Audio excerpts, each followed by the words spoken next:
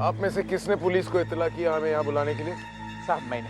आप बता सकते हो वो लड़की गायब कहाँ से हुई? जी साहब, आइए।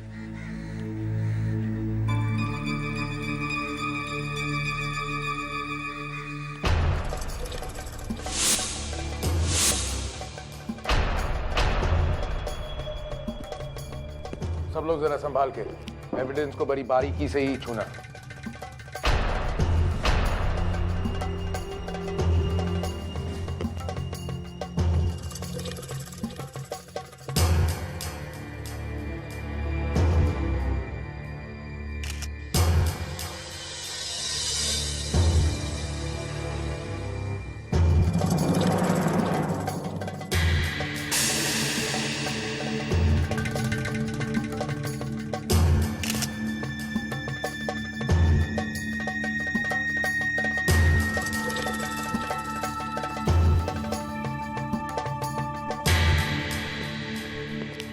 इतनी सारी हड्डियां तो कब्रिस्तान में भी नहीं होंगी।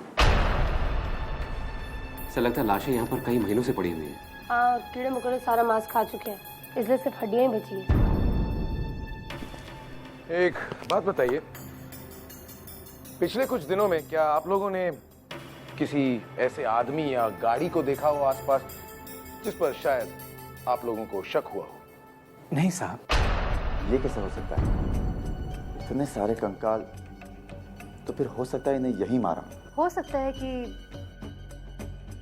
इन लोगों को बाहर कहीं मारा गया हो और लाशों को यहाँ लाके दफनाया गया हो सकता है, या ये हो सकता है कि शायद सिर्फ इनकी हड्डियों को यहाँ दफनाया गया हो। कहीं भी मारा गया हो, लेकिन यहाँ पर लाया गया है, और अगर यहाँ पर लाया गया है तो किसी न किसी ने तो देखा होगा। साहब बात तो ये है साहब, हम सब ये बंगलों से दूर रहते हैं साहब। क्यों? साहब ये भूत बंगला है साहब। क्या? भूत बंगला? हाँ मेम साहब, लोगों का कहना है कई सालों से ये घर भूत प्रेत का शिकार है। वाह। एकांश, दिव्यांका, इस बंगले की अच्छी तरह से तलाशी लो, और अगर आप लोगों को भूत प्रेत ना मिले तो कोशिश करके कुछ ठोस सबूत ढूंढ लेना। ओके? अभिमन्यु, अच्छा ये बताओ, इस घर का मालिक कौन है? साहब फिलहाल इस घर का कोई मालिक नहीं है। ऐसा क्यों? वो क्या है ना साहब, दो चचेरे भाई हैं, वो यहीं रहते थे।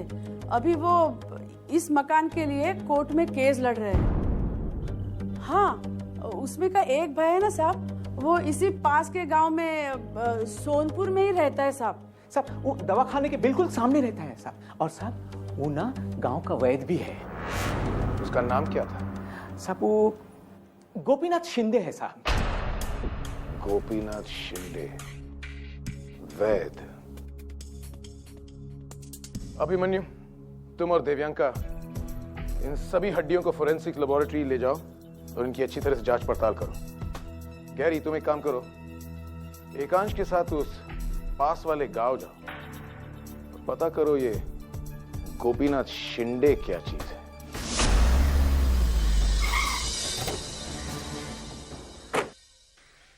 सब कुछ करके देख लिया,